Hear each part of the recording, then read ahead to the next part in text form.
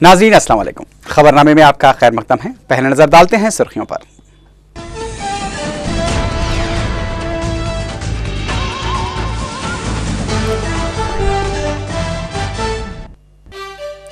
तलबिया की गूंज में मनासिक हज का आगाज, अर्ज़ मुक़द्दस पर रूह परवर नजारे।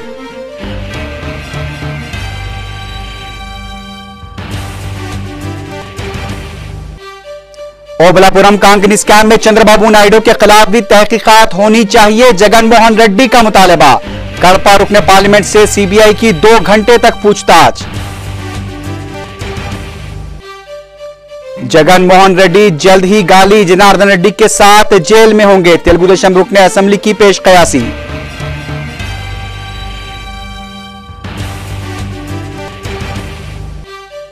पेट्रोल की कीमत में इजाफे को वापस लेने ममता बनर्जी ने दिया यूपीए हुकूमत को इंतबाह, ताईद से दस्तबरदारी की धमकी।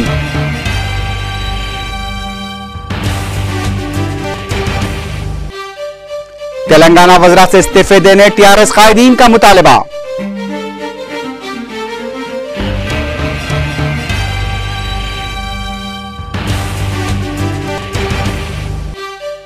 और सत्यम कंप्यूटर्स के साबिक सदर नशीन रामलिंगा राजू को सुप्रीम कोर्ट ने दी जमानत।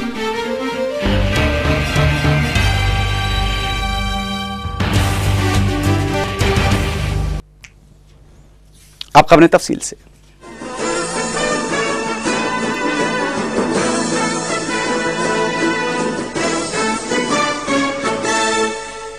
इस्लामी तारीख के 1424वें हज के मनासिक का आज से आगाज हो गया। दुनिया भर से आए हुए 25 लाख से ज्यादा फर्जंदान तौहीद लब्बैक अल्लाहुम्मा लब्बैक की सदाएं बुलंद करते हुए मक्का शहर के शुमाल मशरिक में 6 किलोमीटर के फासले पर वाक़े वादी मिना में कायम खैमों के शहर में जुमेरात से ही पहुंचना शुरू हो गए थे, जहां वो आज जोहर, असर, मगरिब और इशा की नमाजें अदा करेंगे। कल 9 ज़िलहज्जा हफ्ते को वक़ूफ़ अरफ़े का अहम तरीन रुकन अदा करने के बाद हज्जाज सूरज गुरूब होते ही मुज़दलिफ़ा के लिए रवाना हो जाएंगे, जहां वह खुले आसमान तले सुबह तक क़याम करेंगे और वहां से कंकरियां लेकर रमी के लिए मना आ जाएंगे और शैतान को कंकरियां मारने के बाद कुर्बानी का फ़र्ज अदा करेंगे और सर मुंडवा कर एहराम खोल देंगे। इस दौरान सऊदी महकमे पासपोर्ट ने बगैर हज परमिट के मक्का सफर करने वाले 89,000 को वापस भेज दिया है। सऊदी महकमे पासपोर्ट का कहना है कि मनासिक हज की अदायगी के लिए मुख्तलिफ शहरों से 89,000 अफराद बगैर हज परमिट के मक्का मुकर्रमा में दाखिल होने की कोशिश कर रहे थे, जहां से वो मिना जाने का इरादा कर रहे थे।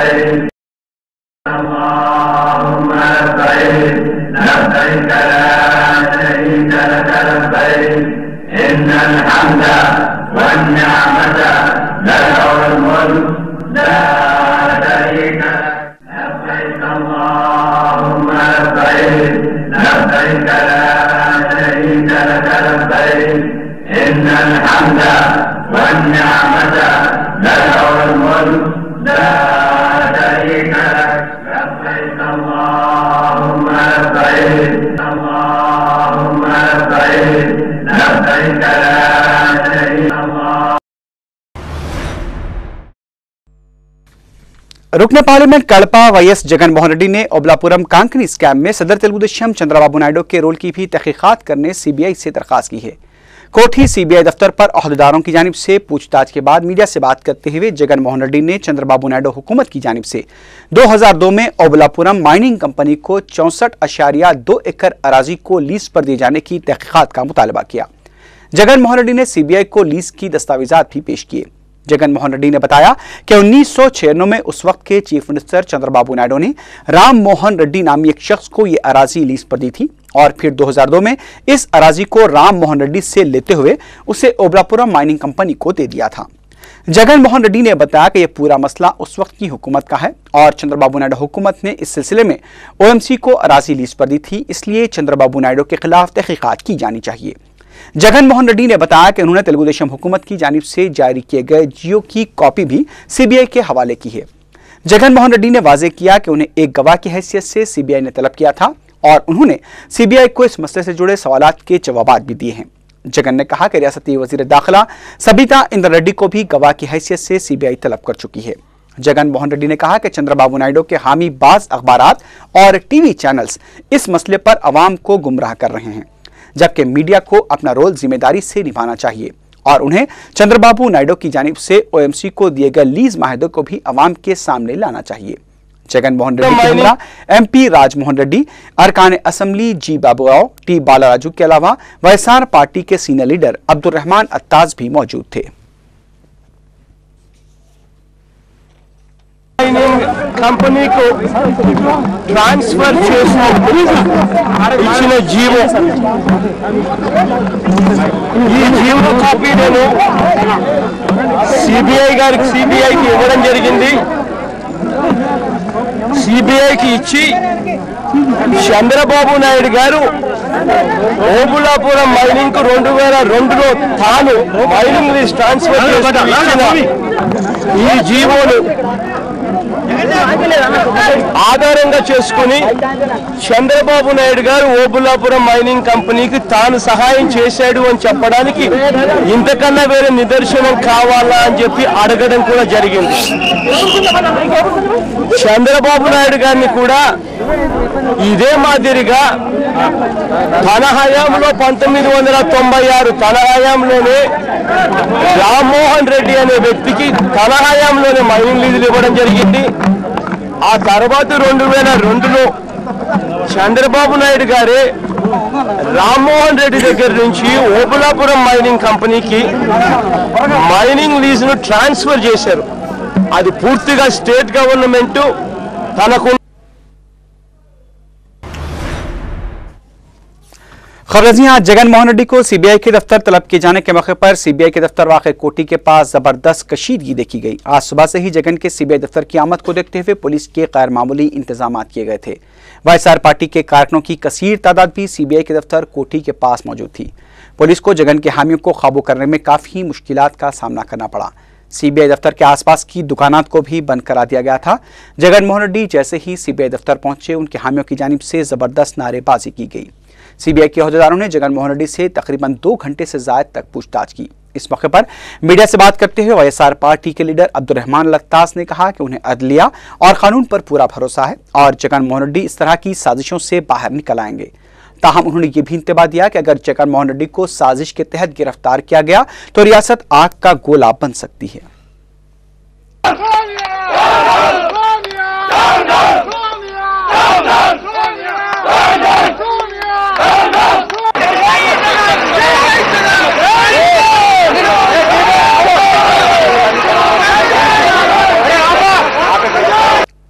सीबीआई మీద నమ్మకం ఉంది, పోలీస్ శాఖ మీద నమ్మకం ఉంది, హైకోర్టు మీద నమ్మకం ఉంది, సుప్రీం కోర్టు మీద నమ్మకం ఉంది। తప్పకుండా జగన్ గారికి న్యాయం జరుగుతాయి। ఒకవేళ ఈ ప్రభుత్వం ఢిల్లీ నుంచి పెద్దలు ఒత్తిడి చేస్తే ఒకవేళ అరెస్ట్ చేస్తే రాష్ట్రం మొత్తం అగ్నిగుండం అవుతుంది। जगन मोहन रेड्डी जल्द ही गाली जनार्दन रेड्डी के साथ जेल में होंगे। मीडिया से बात करते हुए तेलुगु देशम रुकन असेंबली मुत्कुपल्ली नरसिम्हलू ने यह बात कही। एम नरसिम्हलू ने कहा कि जगन को यह बात शायद नहीं मालूम कि चंद्रबाबू नायडू के खिलाफ 22 बार तहकीकात हो चुकी हैं, लेकिन कुछ भी साबित नहीं हो पाया है। लेकिन फिर भी जगन मोहन रेड्डी गैर जरूरी इल्जामात लगा रहे हैं। एम नरसिम्हलू ने कहा कि जगन चीफ मिनिस्टर किरण कुमार रेड्डी के खिलाफ जब कुछ भी नहीं कर पाए तो चंद्रबाबू नायडू के खिलाफ इल्जामात लगा रहे हैं।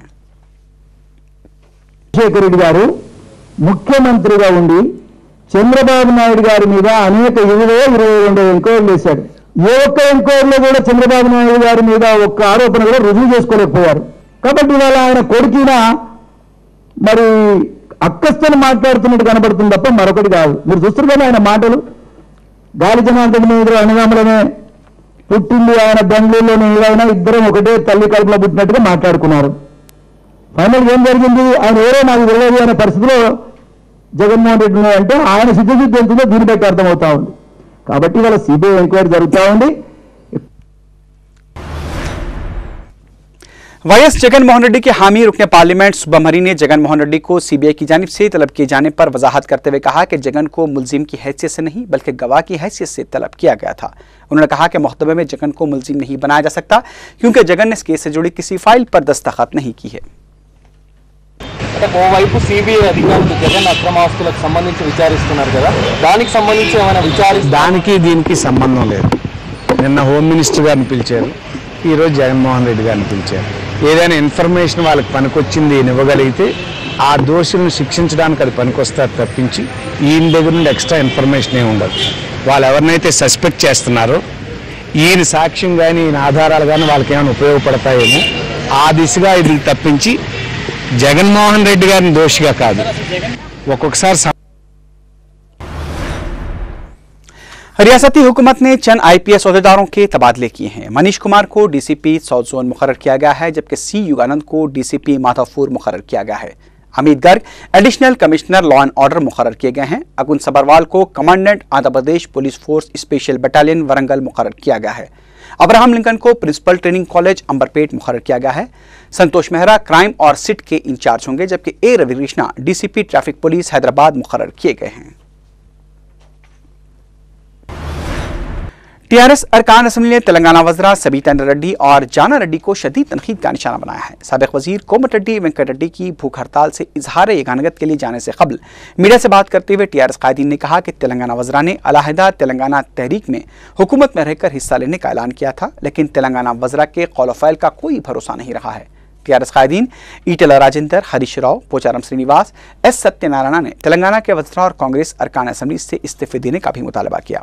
टीआरएस अरकान असम्बली कोमट रेड्डी वेंकट रेड्डी की भूख हड़ताल से इजहार यगानगत करते हुए कहा कि कोमट रेड्डी का जज्बा काबिल सिताइश है और दीगर वज़रा को भी उनकी तखलीद करनी चाहिए।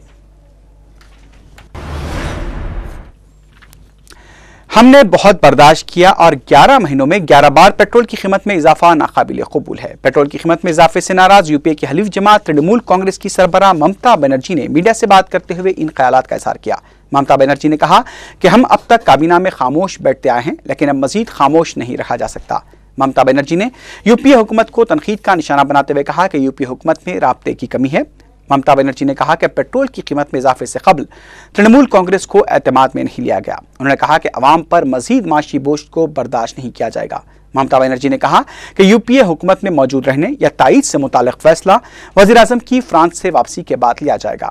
ममता बनर्जी ने इंतबाह दिया कि इजाफा की गई कीमत को फौरी वापस लिया जाए, वरना हम यूपीए हुकूमत की तायीद से दस्तबरदारी पर गौर के लिए मजबूर हो जाएंगे। ममता बनर्जी ने यह भी कहा कि मगरबी बंगाल में कांग्रेस की तृणमूल कांग्रेस को जरूरत नहीं है। तृणमूल कांग्रेस मगरबी बंगाल में कांग्रेस के बगैर भी हुकूमत चला सकती है।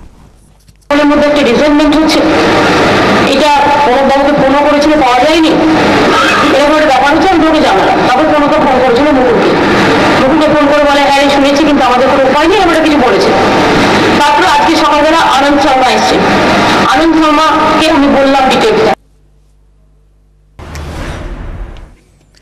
उधर कौमी अपोजिशन जमातों ने पेट्रोल की कीमत में इजाफे पर शदीद रद्द-ए-अमल का इज़हार किया है। दिल्ली में मीडिया से बात करते हुए बीजेपी के तर्जुमान राजीव प्रताप रूडी ने कहा कि माहिर माशियात वज़ीर आज़म के होते हुए वक्फे से अवाम पर बोझ डाला जा रहा है। बाएं बाजू के लीडर टी राजा ने भी पेट्रोल की कीमत में इजाफे पर यूपीए हुकूमत को शदीद तनकीद का निशाना बनाया। The streets of this country, the Bharatiya Janata Party demands an answer from no other person than the Prime Minister to explain the reason why the petrol prices have been raised by another 2 rupees. Disapproves and deplores the hike in the price of petrol. It is yet another blow on the common people, the Aam Aadmi. The Congress-led UPA government continues to be so insensitive to the petrol की कीमत में इजाफे से कांग्रेस मुतफक्किर है और यह मसला बाद से तशवीश भी है। मीडिया से बात करते हुए कांग्रेस पार्टी के तर्जुमान अभिषेक मनु सिंघवी ने कहा कि इस मसले पर खुसूसी तवज्जो दी जाएगी और इस सिलसिले में मुमकिना इक़दाम भी किए जाएंगे। ममता बनर्जी की धमकी से मुतालिक पूछे गए सवाल पर कांग्रेस तर्जुमान ने कहा कि इस सिलसिले में हलीफ जमात से बातचीत के बाद ही कुछ कहा जा सकता है। Whichever means the government thinks most appropriate, and we are certainly not prescribing or demanding means A or B or C. Whichever means has the desired effect would be highly desirable, but we leave it to the discretion and to the good judgment and wisdom of the government to take those steps.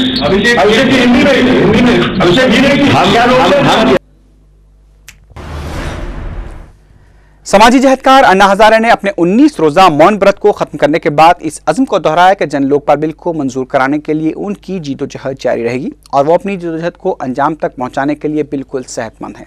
Anna Hazare ने आज सुबह 7 बजे राजघाट पहुंचकर भारत माता की जय कहकर अपना मौन व्रत खत्म किया। इस मौके पर मीडिया से बात करते हुए अन्ना हजारे ने इल्जाम लगाया कि हुकूमत लोकपाल बिल को कमजोर करने की कोशिश कर रही है। उन्होंने कहा कि मेरी खामोशी किसी शख्स या किसी पार्टी के खिलाफ नहीं थी। जराये के मुताबिक आज अन्ना हजारे लोकपाल बिल पर स्टैंडिंग कमेटी के इजलास में भी शिरकत करेंगे।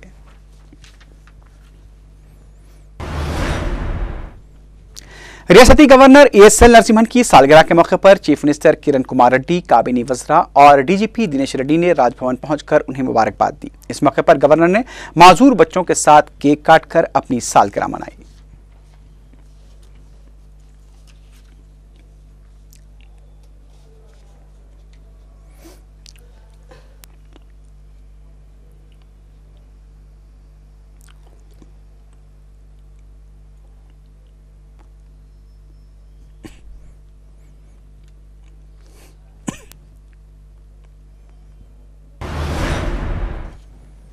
सुप्रीम कोर्ट ने आज करोड़ों रुपए के स्कैम में मुलविस सत्यम कंप्यूटर्स के साबिक सदरनशीन रामलिंगाराजू और उनके भाई बी रामाराजू के अलावा साबिक फाइनेंशियल ऑफिसर वल्लमनी श्रीनिवास को जमानत दे दी है। लिंगाराजू और उनके भाई ने साबिक में सुप्रीम कोर्ट में दरखास्त दाखिल करते हुए दरखास्त की थी कि उन्होंने पहले ही 2.5 साल से ज्यादा अरसा जेल में गुजारा है, इसलिए उन्हें जमानत दी जानी चाहिए। जस्टिस दलवीर भंडारी और जस्टिस दीपक मिश्रा की बेंच ने कहा कि मुकदमे के हक़ाइक़ को देखते हुए मुलज़िमीन को जमानत दी जा सकती है।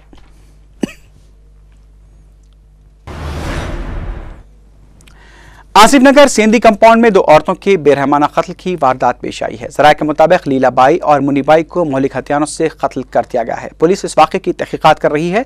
इस खबर की मजीद तफसीलात शाम 7:30 बजे खबरनामे में देखी जा सकती है। लंदन की अदालत ने स्पॉट फिक्सिंग के इल्जाम में कैद की सजा पाने वाले 3 पाकिस्तानी खिलाड़ियों सलमान बट, मोहम्मद आसिफ, मोहम्मद आमिर के अलावा मजहर मजीद को जेल भेज दिया है। अदालत ने तीनों खिलाड़ियों को मुकदमे पर हुए अखराजात अदा करने का भी हुक्म दिया है। सलमान बट को 3,937 पाउंड, मोहम्मद आसिफ को 8,120 पाउंड और मोहम्मद आमिर को 9,079 पाउंड अदा करने का हुक्म दिया गया है। इस दौरान पाकिस्तान में साबिक और मौजूदा क्रिकेट खिलाड़ियों ने स्पॉट फिक्सिंग में पाकिस्तानी खिलाड़ियों के कसूरवार पाए जाने पर शदीद अफसोस का इजहार किया है। शाहिद आफरीदी ने पाकिस्तानी क्रिकेट के लिए इसे एक बड़ा झटका करार दिया। अफसानवी क्रिकेटर इमरान खान ने भी पाकिस्तानी खिलाड़ियों को कसूरवार करार दिए जाने पर शदीद अफसोस का इजहार किया है। पता चला है कि पाकिस्तानी क्रिकेटर मोहम्मद आसिफ के अफराद खानदान अपने घर को खुफल डालकर नामालूम मुकाम के लिए रवाना हो गए हैं, जबकि मोहम्मद आमिर के अफराद खानदान पर भी इस फैसले से सख्त तारी है।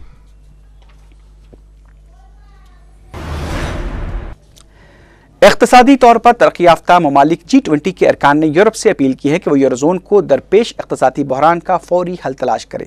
अमेरिकी सदर बाराक ओबामा ने फ्रांस के शहर केन्स में G20 के इफ्तिताही इजलास से खिताब करते हुए कहा कि G20 ममालिक के कायदीन की अवलीन तरजीह यूरोजोन ममालिक का इक़्तिसादी बहरान हल करना होगा। जापान के वज़ीर आज़म ने खबरदार किया कि यूरोप का बहरान आलमी मईशत के लिए सिलसिलावार बहरानों को भी जन्म दे सकता है। तमिलनाडु की चीफ मिनिस्टर जयललिता को फिर एक बार उनके खिलाफ जारी बदनवानियों के मुकदमे में बेंगलुरु की अदालत में हाजिर होना पड़ेगा। सुप्रीम कोर्ट ने आज जयललिता की जानिब से अदालत में हाजिरी से इस्तिस्ना देने की दरख्वास्त को मुस्तरद कर दिया है। सुप्रीम कोर्ट के जजेस ने यह हुक्म जारी करते हुए कहा कि हम केस में हाजिरी से इस्तिस्ना करार देने की गलत मिसाल कायम करना नहीं चाहते। अदालत ने जयललिता को 8 नवंबर को अदालत में हाजिर होने की हिदायत दी है। ताहम अदालत ने यह भी कहा कि अगर जयललिता किसी वजह से इस तारीख को मसरूफ रहती हैं तो तारीख बदली जा सकती है।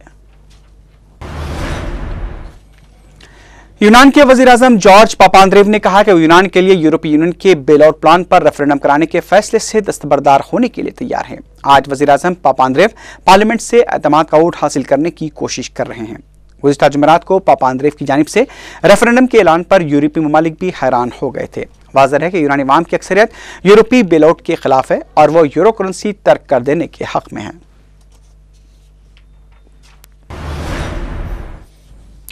बरतानिया, फ्रांस और कोलंबिया ने अक़वाम मुत्तहिदा में फ़लस्तीन की मुकम्मल रुकनियत होने वाली रायदही में वोट न देने का फैसला किया है। सलामती कौंसिल के एक सफारतकार ने इस बात की तस्दीक की है कि तीनों ममालिक वोट डालने के अमल में शामिल नहीं होंगे। अक़वाम मुत्तहिदा के एक और सफारतकार ने AFP को बताया कि फ़लस्तीनियों के लिए मतलूबा 9 वोट हासिल करना अब काफ़ी दुश्वार नजर आ रहा है। सलामती कौंसिल में रुकनियत की करारदाद की मंजूरी के लिए कम अज़ कम 9 वोट दरकार हैं। इस दौरान फ़लस्तीनी इंतज़ामिया के वज़ीर ख़ारजा रियाजुल मालिकी ने कहा है कि फ़लस्तीनी अक़वाम मुत्तहिदा की मुकम्मल रुकनियत से कम किसी चीज़ पर तैयार नहीं हैं। नाटो के सेक्रेटरी जनरल एंड्रे फोग रासमुसन ने कहा है कि फ़ौजी इत्तेहाद ईरान में मदाखलत का कोई इरादा नहीं रखता और वो इसके जौहरी तनाज़े के सिफारती हल का हामी है। लेकिन उधर ईरान ने अमेरिका को खबरदार किया है कि वह तबाही की राह पर चल रहा है। नाटो के सरबराह ने ब्रसल्स में मीडिया से बात करते हुए कहा कि मैं वाज़ेह करना चाहता हूं कि नाटो ईरान में फ़ौजी मुदाखलत का इरादा नहीं रखता और इसका ईरानी जौहरी तनाज़े से कोई सरोकार नहीं है।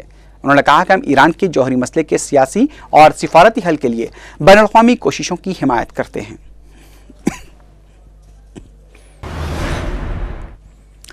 अरब लीग के शाम में अमन मंसूबे के मंजर-ए-आम पर आने के बावजूद भी सिक्योरिटी फोर्सेस ने हुकूमत मुखालिफ मुजाहिरीन के खिलाफ कार्रवाइयों का सिलसिला जारी रखा है। जुमेरात को मुजाहिरीन के खिलाफ की गई कार्रवाइयों में मजीद 15 से ज़ायद अफराद हलाक हो गए हैं। वाज़ेह है कि शाम की हुकूमत ने अरब लीग की वज़ारती कमेटी की जानिब से पेश किए गए अमन मंसूबे को तस्लीम करने से इत्तेफाक कर लिया था। शाम की इनक़लाबी कौंसिल ने बताया कि वस्ती शहर हमस में शामी फौज की गोलाबारी से 15 अफराद हलाक हो गए हैं। इस दौरान अरब लीग के नायब सेक्रेटरी जनरल अहमद बिन हाली ने कहा है कि शामी हुकूमत को अरब लीग के अमन तजावीज़ पर अमल करने के लिए 15 दिन का वक्त दिया गया है। उन्होंने बताया कि शाम के हुक्काम और अपोजिशन के दरमियान मुज़ाकरात का अमल अरब लीग की निगरानी में ही होगा। इसी के साथ ही खबरनामा अख्ताम को पहुंचा। अल्लाह हाफिज।